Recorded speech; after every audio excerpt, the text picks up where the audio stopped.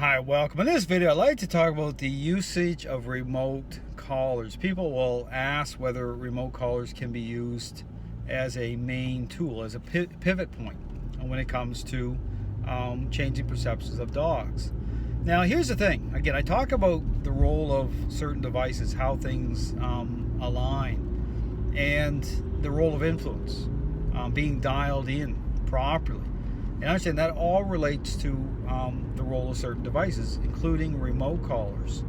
So when you're understanding, again, when you understand how I'm dialing in, what I advocate, the role of influence, in terms of being proactive in that, okay, it's as control issues are manifesting, as a dog is investing. Again, you can watch my videos, and you'll see how I'm nudging, okay, how I'm intercepting a dog's state of mind by way of just a leash and more often than not a flat collar, okay. And again, I'll use a pressure collar called a choke chain as a go-between tool, and I talk about that, okay, how the usage of certain tools change by way of being proactive. So you're not getting into this cranking and yanking, because again, you're not reactive, you're not taking a reactive posture, you're taking a proactive posture, just like being a proactive parent, understanding, okay, what you're dealing with, okay, by way of a relationship problem. Understand that changes everything, okay. It changes how the perceptions of dogs change, the issue of agreeableness of a dog, keeping the level of conflict down, okay. But also, this goes into this issue about the role of remote collars. Why it is I don't use remote collars when I'm walking dogs, as a main tool, because the level of influence needs to adjust, okay, needs to adjust all the time, okay, at certain levels, depending on the level of investment. And understand, you just can't do that with that remote collar. But the reason that, say, balanced dog trainers use the remote collar is because they're not dialed in that way anyway. So they're waiting, they're in a reactive posture. So for them, using the remote collar seems to make sense because they're hitting that button, okay, they're using remote collars when the dog is already expressing a higher level of control, okay, because they're not dialed in. So to them, that would seem to make sense.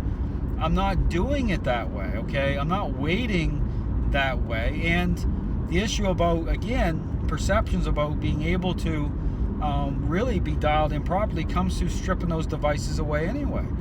And so for people to understand what I'm talking about, okay, getting a real sense of that, you gotta strip everything away. You gotta start to get to the foundation. You have to start to get dialed in.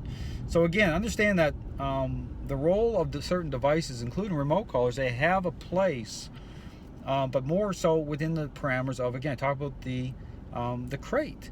But again, here's the thing, is that when you're dialed in properly, okay, when the role of influence has been reconciled properly by way of an interaction-based process, being proactive in that, it also reconciles the role of devices. They make more sense to the dog. And so how they're used changes, and the ability to move away from them. They don't become like a crutch. They don't become a forever thing. You can start to go off leash with your dog because you're fading in properly. Okay, so I would really encourage people to think about that. Remote collars have a place, but again, getting issues such as, the stress loads that come onto a dog, that's all part of it. Understand that when you're not dialed in properly and you start to use those devices a certain way, you start to shock a dog, and things aren't making sense to the dog because you're not dialed in anyway. This is when dogs start to put a stress load on the dog. Okay, a dog will fight those collars hard. So understand that, I would encourage you as a trainer, as a dog owner, if you want information as the right way to go, check out this system. It makes sense. It reconciles the role of influence. Devices are going to come online properly, and everything's going to make more sense to the dog. Thanks for watching.